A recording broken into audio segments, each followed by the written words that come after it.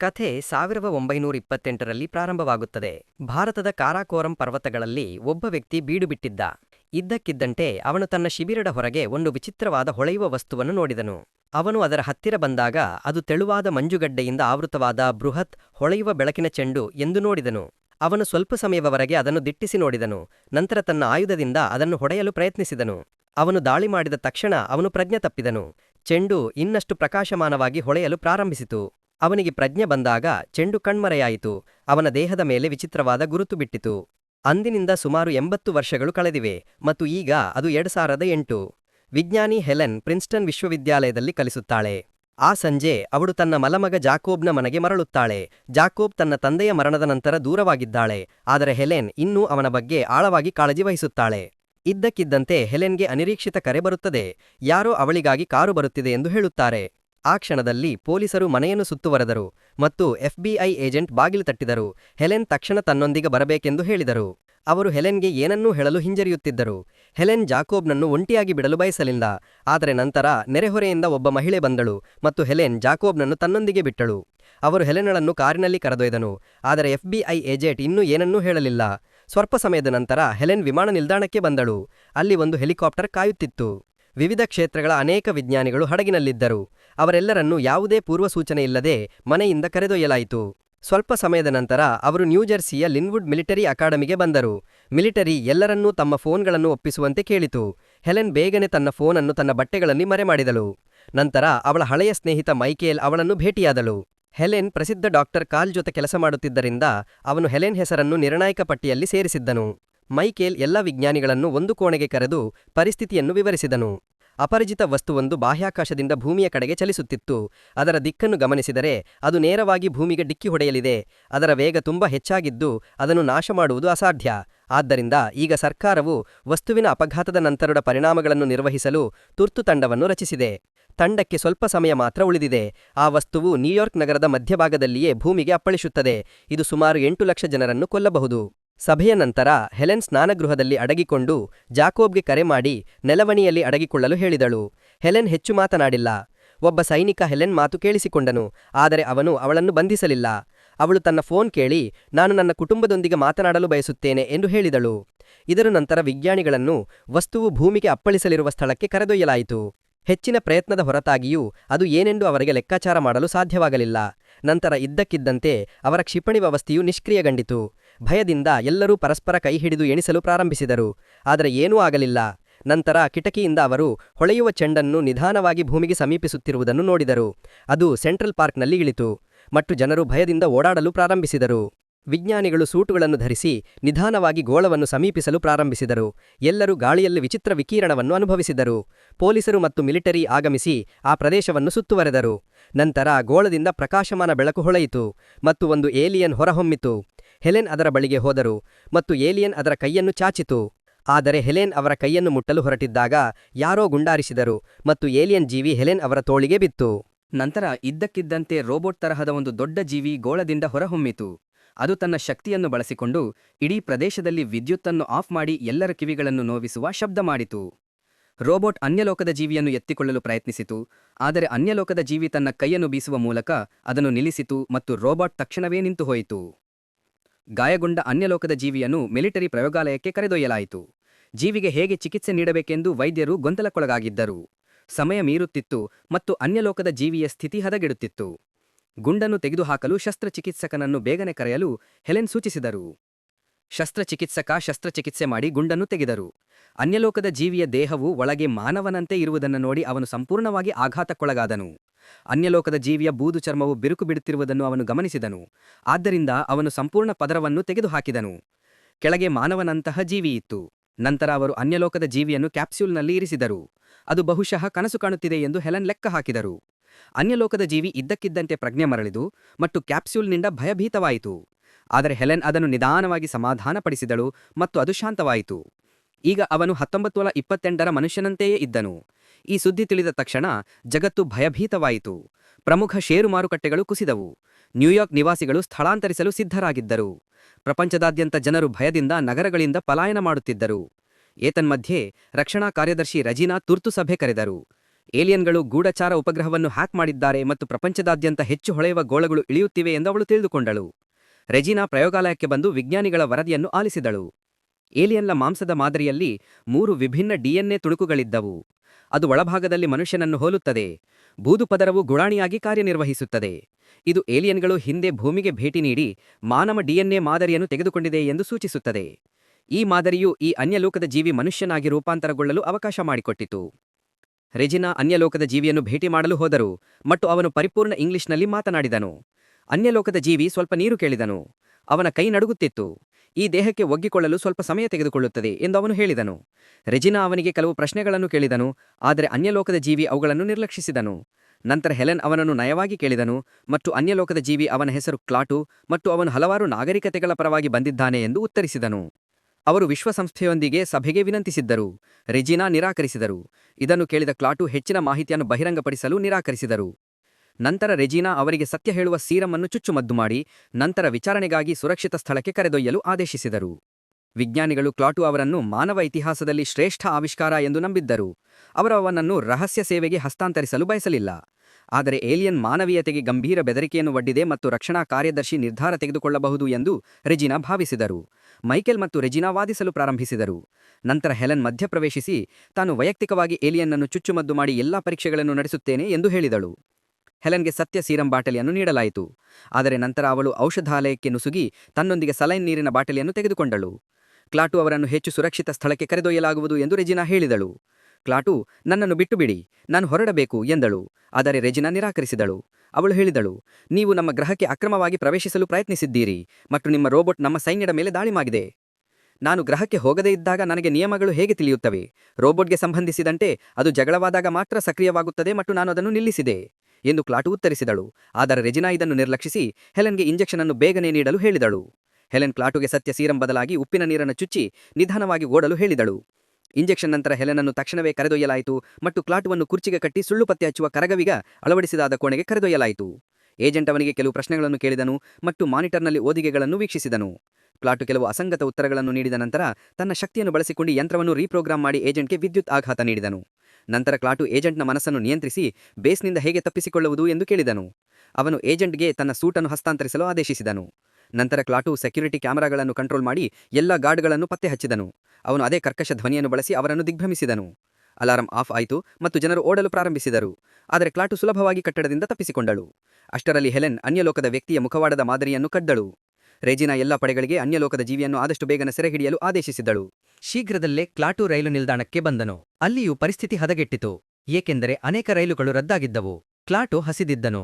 ಏಕೆಂದರೆ ಅವನ ದೇಹವು ಅರ್ಧದಷ್ಟು ಮನುಷ್ಯರಿಂದ ಕೂಡಿತ್ತು. ಅವನು ತನ್ನ ಶಕ್ತಿಯನ್ನು ಬಳಸಿ ವೆಂಡಿಂಗ್ ಮೆಷಿನ್ನಿಂದ ಸ್ಯಾಂಡ್ವಿಚ್ ತೆಗೆದುಕೊಂಡನು. ಒಂದು ಚಿಕ್ಕ ಮಗು ಅವನನ್ನು ನೋಡಿ ಆಶ್ಚರ್ಯಚಕಿತವಾಯಿತು. ಕ್ಲಾಟು ಜನರನ್ನು ಸ್ವಲ್ಪ ಸಮಯ ನಿಲ್ಲಿಸಿದರೂ ಅವರು ಕೋಪಗೊಳ್ಳುವುದನ್ನು ಗಮನಿಸಿದನು. ಇದ್ದಕ್ಕಿದ್ದಂತೆ ಕ್ಲಾಟು ತಲೆತಿರುಗುವಿಕೆ ಅನುಭವಿಸಿದನು. ಅವನು ಸ್ನಾನಗೃಹಕ್ಕೆ ಹೋದಾಗ ರಕ್ತಸ್ರಾವವಾಗುವುದನ್ನು ಕಂಡುಕೊಂಡನು. ನಂತರ ಅವನು ಇದ್ದಕ್ಕಿದ್ದಂತೆ ಮೂರ್ಛೆ ಹೋದನು. ಕೆಲವು ಗಂಟೆಗಳ ನಂತರ ಹೆಲೆನ್ಗೆ ಒಬ್ಬ ರೋಗಿ ನಿಲ್ದಾಣದಲ್ಲಿ ಅವಳನ್ನು ಭೇಟಿಯಾಗಲು ಬಯಸುತ್ತಿರುವ ಕರೆ ಬಂದಿತು. ಅದು ಅನ್ಯಲೋಕದ ಜೀವಿಯಾಗಿರಬೇಕು ಎಂದು ಹೆಲೆನ್ ಅರಿತುಕೊಂಡಳು. ಹೆಲೆನ್ ತಕ್ಷಣ ನಿಲ್ದಾಣಕ್ಕೆ ಧಾವಿಸಿ ಕ್ಲಾಟುವನ್ನು ಎಟ್ಟಿಕೊಂಡಳು. ಜಾಕೋಬ್ ಕೂಡ ರೈಲಿನಲ್ಲಿದ್ದನು. ತುಂಬಾ ಕೆಟ್ಟದಾಗಿ ವರ್ತಿಸುತ್ತಿದ್ದನು. ಕ್ಲಾಟು ಹೆಲೆನ್ನನ್ನು ಕೇಳಿದನು, ನನ್ನ ಮೇಲೆ ಬೂದು ಬಣ್ಣದ ಲೇಪನವಿದೆಯೇ? ಹೆಲೆನ್ ಸಕಾರಾತ್ಮಕವಾಗಿ ಉತ್ತರಿಸಿದನು. ಕ್ಲಾಟು ತನ್ನ ಗಾಯಕ್ಕೆ ಲೇಪನವನ್ನು ಹಚ್ಚಿದ ತಕ್ಷಣ ಅದು ಇದ್ದಕ್ಕಿದ್ದಂತೆ ಗುಣವಾಗಲು ಪ್ರಾರಂಭಿಸಿತು.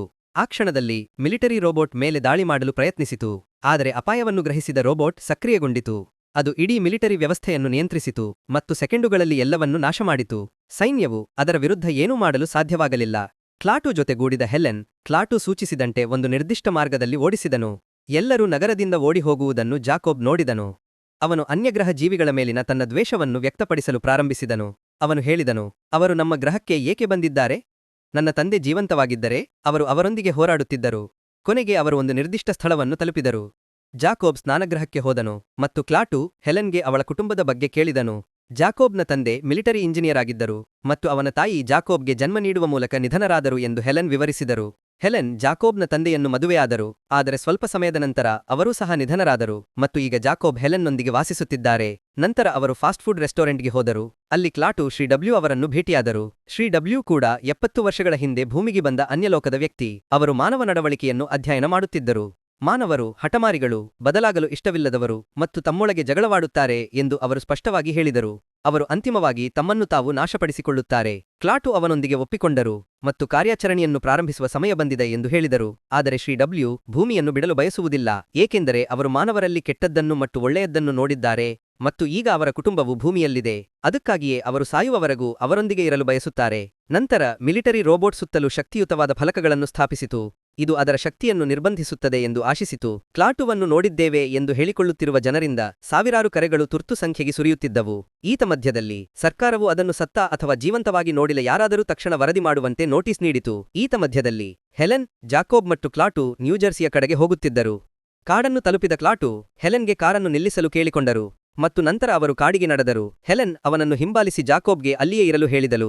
ಶೀಘ್ರದಲ್ಲಿ ಹೆಲೆನ್ ವಿಚಿತ್ರ ಕೀಟಗಳ ಗುಂಪನ್ನು ನೋಡಿದಳು. ಅವಳು ನದಿಯನ್ನು ತಲುಪಿದಾಗ ಕ್ಲಾಟು ನೀರನ್ನು ನೋಡುತ್ತಿದ್ದನು. ಇದ್ದಕ್ಕಿದ್ದಂತೆ ನದಿಯಿಂದ ಹೊಳೆಯುವ ಗೋಳವು ಹೊರಹೊಮ್ಮಿತು ಮತ್ತು ಕ್ಲಾಟು ತುರ್ತು ಪ್ರಕ್ರಿಯೆಯನ್ನು ಸಕ್ರಿಯಗೊಳಿಸಿದನು. ಇದು ಪ್ರಪಂಚದ ಎಲ್ಲಾ ಗೋಳಗಳನ್ನು ಸಕ್ರಿಯಗೊಳಿಸಿತು. ಹೆಲೆನ್ ಗಾಬರಿಗೊಂಡು ಕಾರಿಗೆ ಹಿಂತಿರುಗಿ ಓಡಿದಳು. ಹೆಲೆನ್ ಕ್ಲಾಟುವನ್ನು ಮದುವೆಯಾಗುತ್ತಾಳೆ. ನಂತರ ಕ್ಲಾಟು ತನ್ನ ತಂದೆಯ ಸ್ಥಾನವನ್ನು ಬದಲಾಯಿಸುತ್ತಾಳೆ ಎಂದು ಜೇಕಾಬ್ ತೀವ್ರವಾಗಿ ಹೆದರುತ್ತಿದ್ದನು. ಹೆಲೆನ್ ಹಾಗೆ ಆಗುವುದಿಲ್ಲ ಎಂದು ಹೇಳಿದನು. ಆದರೆ ಜೇಕಾಬ್ ಅವಳನ್ನು ನಿರ್ಲಕ್ಷಿಸಿ ಸಿಟ್ಟಿಗೆದ್ದ ಕಾಡಿಗೆ ಓಡಿಹೋದನು.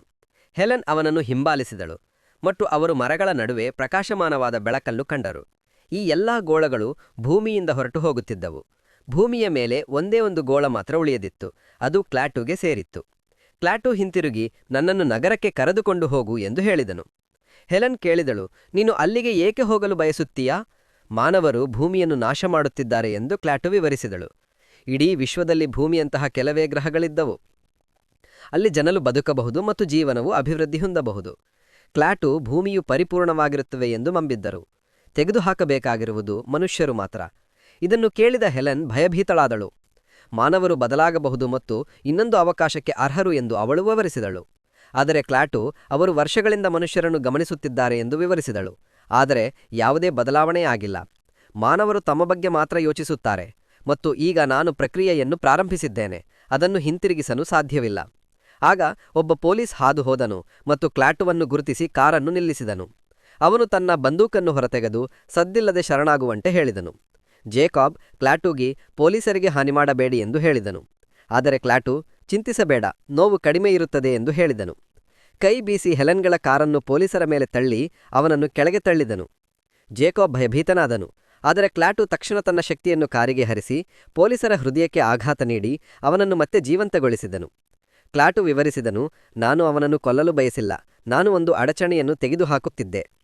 ಕ್ಲಾಟು ಬಯಸಿದರೆ ಎಲ್ಲವನ್ನೂ ನಿಲ್ಲಿಸಬಹುದು ಎಂದು ಹೆಲೆನ್ ಇನ್ನೂ ನಂಬಿದ್ದಳು. ಅದಕ್ಕಾಗಿಯೇ ಅವಳು, ನಾನು ನಿನ್ನ ಮನಸ್ಸನ್ನು ಬದಲಾಯಿಸುವ ಮನುಷ್ಯನ ಬಳಿಗೆ ಕರೆದೊಯ್ಯುತ್ತೇನೆ ಎಂದು ಹೇಳಿದಳು. ಈ ಸಮಯದಲ್ಲಿ ಸೀಕ್ರೆಟ್ ಸರ್ವೀಸ್ ಸಿಬ್ಬಂದಿ ಭೂಮಿಯ ಮೇಲೆ ಹಾದುಹೋದ ಗೋಳಗಳನ್ನು ಅರ್ಥಮಾಡಿಕೊಳ್ಳಲು ಪ್ರಯತ್ನಿಸುತ್ತಿದ್ದರು. ವಿಡಿಯೋದಲ್ಲಿ ಹೊಳೆಯುವ ಗೋಳಗಳು ಭೂಮಿಯ ಜೀವಿಗಳನ್ನು ಬಾಹ್ಯಾಕಾಶಕ್ಕೆ ಕೊಂಡೊಯ್ಯುತ್ತಿವೆ ಎಂದು ಅವರು ಕಂಡುಹಿಡಿದರು. ಈ ಗೋಳಗಳು ಜೀವಿಗಳನ್ನು ಹೊತ್ತೊಯ್ಯುತ್ತಿವೆ, ಅದು ಇಲ್ಲದೆ ಜೀವನ ಅಸಾಧ್ಯ ಎಂದು ರೇನಾ ಅರಿತುಕೊಂಡರು. ಮತ್ತು ಇದರ ಅರ್ಥ ಭೂಮಿಗೆ ಭಯಾನಕ ಏನೋ ಸಂಭವಿಸಲಿದೆ. ಮಿಲಿಟರಿ ದೈತ್ಯ ರೋಬೋಟನ್ನು ಭೂಗತ ಸೀಲೋದಲ್ಲಿ ಇರಿಸಿತು. ಭೂಮಿಯಾದ್ಯಂತ ಗಲಭೆಗಳು ಭುಗಿಯೆದ್ದವು.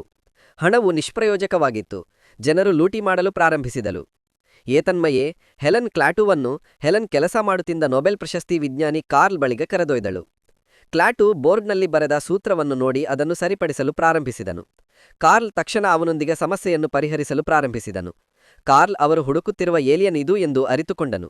ಏತನ್ಮಯೇ ಜೇಕಾಬ್ ಇನ್ನೊಂದು ಕೋಣೆಯಲ್ಲಿ ಟಿವಿ ನೋಡುತ್ತಿದ್ದನು. ಅವರು ಪರದೆಯ ಮೇಲೆ ಏಲಿಯನ್ಗಳ ಬಗ್ಗೆ ವರದಿ ಮಾಡಬಹುದಾದ ಸಂಖ್ಯೆಯನ್ನು ನೋಡಿದನು. ಲಿವಿಂಗ್ ರೂಮ್ನಲ್ಲಿ ಕಾರ್ಲ್ ಕ್ಲಾಟುವನ್ನು ತನ್ನ ಜನರು ಹೇಗೆ ಬದುಕುಳಿದರು ಎಂದು ಕೇಳಿದನು. ಅವರು ಪರಸ್ಪರ ಜಗಳವಾಡಲಿಲ್ಲ. ಕ್ಲಾಟು ತಮ್ಮ ಸೂರ್ಯ ಸಾಯುತ್ತಿದ್ದಾನೆ ಎಂದು ವಿವರಿಸಿದನು. ಅದಕ್ಕಾಗಿಯೇ ಅವರು ಬದಲಾಗಬೇಕಾಯಿತು ಎಂದು. ಕಾರ್ಲ್ ಉತ್ತರಿಸಿದನು, ಆದ್ದರಿಂದ ನಿಮ್ಮ ಜೀವನವು ಕೊನೆಗೊಂಡ ತಕ್ಷಣ ಈ ಬದಲಾವಣೆ ಬಂತು ಮತ್ತು ಮಾನವರೂ ಸಹ ಅಂತ್ಯವನ್ನು ಸಮೀಪಿಸುತ್ತಿದ್ದಾರೆ. ಅದಕ್ಕಾಗಿಯೇ ನಾವು ಸ್ವಲ್ಪ ಸಮಯ ತೆಗೆದುಕೊಳ್ಳಬೇಕು. ಇದು ಕ್ಲೂಟೋನನ್ನು ಯೋಚಿಸುವಂತೆ ಮಾಡಿತು. ಆದರೆ ಆಗಲೇ ವಾಯುಪಡೆಯ ಹೆಲಿಕಾಪ್ಟರ್ಗಳು ಬಂದವು. ಕ್ಲೂಟೋ, ಹೆಲೆನ್ ಮತ್ತು ಜೇಕಾಬ್ ಆತುರದಿಂದ ಮನೆಯಿಂದ ಹೊರಗೆ ಓಡಿಹೋದರು. ಹೊರಹೋಗುವಾಗ ಕಾರ್ಲ್ ಹೆಲೆನ್ಗೆ ಅನ್ಯಾಲೋಗರ ಮನಸ್ಸನ್ನು ವಾದ ಅಥವಾ ಮಾತುಗಳಿಂದಲ್ಲ, ಆದರೆ ಮಾನವ ಕ್ರಿಯೆಗಳಿಂದ ಬದಲಾಯಿಸಬಹುದು ಎಂದು ಹೇಳಿದರು. ಅವರು ಹೇಳಿದರು, ಮಾನವರು ಬದಲಾಗಬಹುದು ಎಂದು ನಾವು ಅವರಿಗೆ ತೋರಿಸಬೇಕು. ಅವರು ಮೂವರು ಕಾಡಿನಲ್ಲಿ ಅಡಗಿಕೊಳ್ಳಲು ಪ್ರಯತ್ನಿಸಿದರು. ಆದರೆ ಜೇಕಾಬ್ ಇದ್ದಕ್ಕಿದ್ದಂತೆ ತೆರೆದ ಪ್ರದೇಶಕ್ಕೆ ಹೋಗಿ ಹೆಲಿಕಾಪ್ಟರ್ಗಳತ್ತ ಹೈ ಬೀಸಲಾರಂಭಿಸಿದನು. ಅವನು, ಇಲ್ಲಿ ನೋಡಿ, ನಾವಿಲ್ಲಿದ್ದೇವೆ ಎಂದು ಕೂಗಿದನು. ತನ್ನ ತಂದೆಯೇ ಇಲ್ಲಿದ್ದರೆ ಅವನು ಅದೇ ರೀತಿ ಮಾಡುತ್ತಿದ್ದನು. ಅವನು ತನ್ನ ದೇಶವನ್ನು ಅನ್ಯಾಲೋಕಿಯರಿಗೆ ದ್ರೋಹ ಮಾಡುತ್ತಿರಲಿಲ್ಲ ಎಂದು ಸೈನ್ಯವನ್ನು ಕರೆದೇನೆ ಎಂದು ವಿವರಿಸಿದನು. ದುಃಖಿತಳಾದ ಹೆಲೆನ್, ನಿನ್ನ ತಂದೆ ಹೋಗಿದ್ದಾರೆ, ನಾನೀಗ ಇಲ್ಲಿದ್ದೇನೆ, ನನ್ನೊಂದಿಗೇ ಇರು ಎಂದು ಉತ್ತರಿಸಿದಳು. ಇದನ್ನು ಕೇಳಿದ ಜೇಕಾಬ್ ಅಳಲು ಪ್ರಾರಂಭಿಸಿದನು. ಇದ್ದಕ್ಕಿದ್ದಂತೆ ಒಂದು ಹೆಲಿಕಾಪ್ಟರ್ ಹೆಲೆನನ್ನು ಹಿಡಿದು ಹಾರಿಹೋಯಿತು. ಉಳಿದ ಹೆಲಿಕಾಪ್ಟರ್ಗಳು ಕ್ಲಾಟುವನ್ನು ಗುರಿಯಾಗಿಸಿ ಗುಂಡು ಹಾರಿಸಲು ಸಿದ್ಧವಾದವು. ಆದರೆ ಕ್ಲಾಟು ಪೈಲಟ್ಗಳಿಗೆ ವಿದ್ಯುತ್ ಸ್ಪರ್ಶಿಸಿ ಅವರನ್ನು ಢಿಕ್ಕಿ ಮಾರಿದನು. ಅಷ್ಟರ ಮಧ್ಯೆ ಭಯಭೀತನಾದ ಜೇಕಾಬ್ ಕಾಡಿಗೆ ಓಡಿಹೋದನು. ಆದರೆ ಕ್ಲಾಟು ತಕ್ಷಣ ಅವನ ಹಿಂದೆಲೋಗಿ ನದಿಯ ಬೀಳುವರೆಗೆ ರಕ್ಷಿಸಿದನು. ಕ್ಲಾಟು ಜೇಕಾಬನ್ನು ತನ್ನೊಂದಿಗೆ ಬರಲು ಮನವೊಪ್ಪಿಸಿದನು. ಅಷ್ಟರ ಮಧ್ಯೆ ಹೆಲನ್ನನ್ನು ರೆಜಿನಾ ಬಳಿಗೆ ಕರೆದೊಯ್ಯಲಾಯಿತು. ಕ್ಲಾಟು ತನ್ನ ಮಾತು ಕೇಳುತ್ತಾಳೆ ಎಂದು ಮತ್ತು ಅವಳು ಮಾತ್ರ ಅವನನ್ನು ತಡೆಯಲು ಸಾಧ್ಯವಾಗಿತ್ತು ಎಂದು ಹೆಲೆನ್ ತನ್ನನ್ನು ಉಳಿಸಬೇಕು ಎಂದು ವಿನಂತಿಸಿದರು. ಆದರೆ ರೆಜಿನಾ ನಿರಾಕರಿಸಿದರು. ಮಿಲಿಟರಿ ನೆಲೆಯಲ್ಲಿ ಸ್ಪೆಷಲ್ ಫೋರ್ಸ್ಗಳು ರೋಬೋಟ್ನಲ್ಲಿ ಪ್ರಯೋಗ ನಡೆಸುತ್ತಿದ್ದವು. ಅವರು ರೋಬೋಟ್ನ ಮೇಲೆ ವಜ್ರದ ಡ್ರಿಲ್ ನಡೆಸಿದರು. ಆದರೆ ಅದು ಕೂಡ ಮುರಿದು ಹೋಯಿತು. ತಂತ್ರಜ್ಞರು ಮತ್ತೊಂದು ಡ್ರಿಲ್ ಪಡೆಯಲು ಹೋದರು. ಆದರೆ ಮುರಿದ ಡ್ರಿಲ್ನ ಬಿರುಕುಗಳಲ್ಲಿ ವಿಚಿತ್ರ ಕೀಟಗಳು ವೇಗವಾಗಿ ಬೆಳೆಯುತ್ತಿದ್ದವು ಮತ್ತು ಡ್ರಿಲ್ಲನ್ನು ನಿರಂತರವಾಗಿ ತಿನ್ನುತ್ತಿದ್ದವು. ಆಗಲೇ ರೋಬೋಟ್ ಸಂಪೂರ್ಣವಾಗಿ ಸಣ್ಣ ನ್ಯಾನೋಬೋಟ್ಗಳಾಗಿ, ಸಣ್ಣ ಕೀಟಗಳಂತಹ ಯಂತ್ರಗಳಾಗಿ ವಿಭಜನೆಯಾಗಿ ಎಲ್ಲವನ್ನೂ ತಿನ್ನಲು ಪ್ರಾರಂಭಿಸಿತು. ಕಿಟಕಿಗಳು ಒಡೆದು ಹೋಗಲಾರಂಭಿಸಿದವು. ಜನರು ಓಡಿಹೋಗಲು ಪ್ರಯತ್ನಿಸಿದರು, ಆದರೆ ಬೇ ಸಂಪೂರ್ಣವಾಗಿ ಮುಚ್ಚಲ್ಪಟ್ಟಿತು. ಕೆಲವೇ ಕ್ಷಣಗಳಲ್ಲಿ ಎಲ್ಲರೂ ಧೂಳಾಗಿ ಮಾರ್ಪಟ್ಟರು ಮತ್ತು ಇಡೀ ಬೇಸ್ ನಾಶವಾಯಿತು. ನ್ಯಾನೋಬೋಟ್ಗಳನ್ನು ನಾಶ ಮಾಡುವುದು ಅಸಾಧ್ಯ ಎಂದು ಮಿಲಿಟರಿ ರೆನಾಗೆ ವರದಿ ಮಾಡಿತು. ಕ್ಷಿಪಣಿಗಳು ಅಥವಾ ಇತರ ಆಯುಧಗಳನ್ನು ಹಾರಿಸಿದರೆ ಕೀಟಗಳು ಇನ್ನಷ್ಟು ಗುಣಿಸುತ್ತವೆ. ಈಗ ಮೋಡದಂತೆ ಅವು ಎಲ್ಲಾ ದಿಕ್ಕುಗಳಲ್ಲಿಯೂ ಹರಡಿ ತಮ್ಮ ಹಾದಿಯಲ್ಲಿರುವ ಎಲ್ಲವನ್ನೂ ನಾಶಮಾಡುತ್ತವೆ. ಅನ್ಯಲೋಕದ ಕೀಟಗಳು ದೊಡ್ಡ ಕ್ರೀಡಾಂಗಣವನ್ನು ತಲುಪಿದಾಗ ಇಡೀ ಕ್ರೀಡಾಂಗಣವೇ ಸೆಕೆಂಡುಗಳಲ್ಲಿ ಧೂಳಾಗಿ ಮಾರ್ಪಟ್ಟಿತು. ಇದನ್ನು ನೋಡಿದ ರೆಜಿನಾಗೆ ಅವರು ಏನೂ ಮಾಡಲು ಸಾಧ್ಯವಿಲ್ಲ ಎಂದು ಅರಿತುಕೊಂಡರು. ಆದ್ದರಿಂದ ಅವಳು ಕ್ಲಾಟು ಜೊತೆ ಮಾತನಾಡಲು ಹೆಲೆನನ್ನು ಬಿಟ್ಟು ಹೋದಳು. ಮೈಕೆಲ್ ಕೂಡ ಅವಳೊಂದಿಗೆ ಬಂದಳು.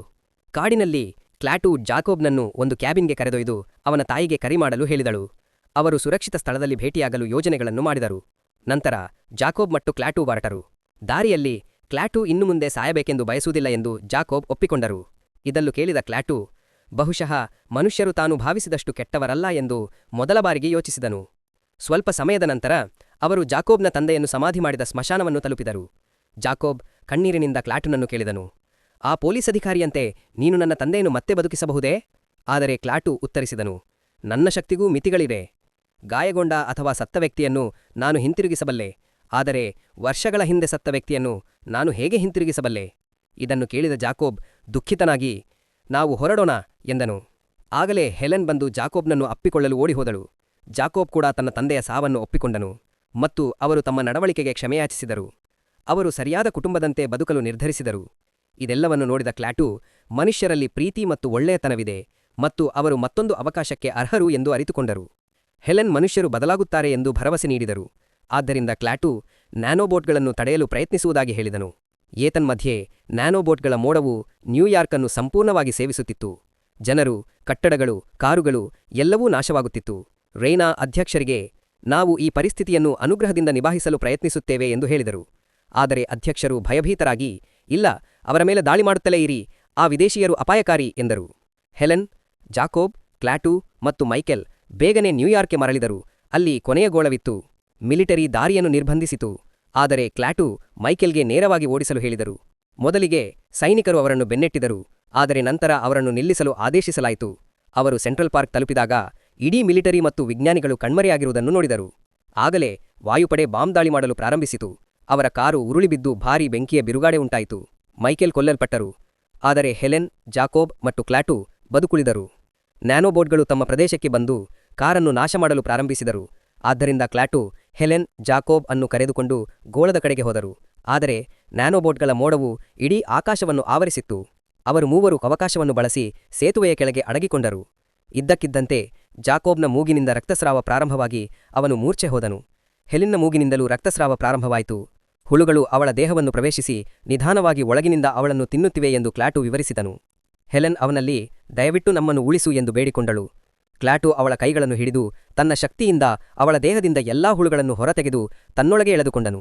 ಆಗ ಮಾತ್ರ ಜಾಕೋಬ್ ಪ್ರಜ್ಞೆ ತೆರೆದುಕೊಂಡನು. ಕ್ಯಾಲ್ ಹೇಳಿದ್ದು ಸರಿ ಎಂದು ಕ್ಲಾಟು ನಂಬಿದ್ದು. ಮನುಷ್ಯನು ಕೂಡ ತಾವು ತಮ್ಮ ಅಂತ್ಯ ತಲುಪಿದಾಗ ಬದಲಾಗಬಹುದು ಎಂದು. ನಂತರ ಕ್ಲಾಟು ಅವುಗಳನ್ನು ಕೊನೆಯ ಬಾಡಿಗೆ ನೋಡಿ ನ್ಯಾನೋಬೋಟ್ಗಳ ಮೋಡದ ಪ್ರವೇಶಿಸಿ ತನ್ನ ಗೋಳವನ್ನು ತಲುಪಿದನು. ಅವನು ಗೋಳವನ್ನು ಮುಟ್ಟಿದ ತಕ್ಷಣ ಅವನ ದೇಹವು ವಿಭಜನೆಯಾಗಿ ಎಲ್ಲಾ ನ್ಯಾನೋಬೋಟ್ಗಳು ಕಣ್ಮರೆಯಾದವು. ಸತ್ತ ನ್ಯಾನೋಬೋಟ್ಗಳು ಹಿಮದಂತೆ ಪ್ರಪಂಚದಾದ್ಯಂತ ಬೀಳಲು ಪ್ರಾರಂಭಿಸಿದವು. ಆದರೆ ಇದರೊಂದಿಗೆ ಪ್ರಪಂಚದಾದ್ಯಂತ ವಿದ್ಯುತ್ ಹೊರಟುಹೋಯಿತು. ಇಡೀ ಜಗತ್ತನ್ನು ಕತ್ತಲೆಯಲ್ಲಿ ಮುಳುಗಿಸಿತು. ಹೆಲೆನ್ ಮತ್ತು ಜಾಕೋಬ್ ಹೊರಗೆ ಬಂದು ಗೋಳವೇರುವುದನ್ನು ನೋಡಿದರು. ನಿಮಗೆ ವಿಡಿಯೋ ಇಷ್ಟವಾದಲ್ಲಿ ದಯವಿಟ್ಟು ಇದನ್ನು ಲೈಕ್ ಮಾಡಿ ಮತ್ತು ಚಾನೆಲ್ಗೆ ಸಬ್ಸ್ಕ್ರೈಬ್ ಮಾಡಿ. ಮುಂದಿನ ವಿಡಿಯೋದಲ್ಲಿ ಭೇಟಿಯಾಗೋಣ.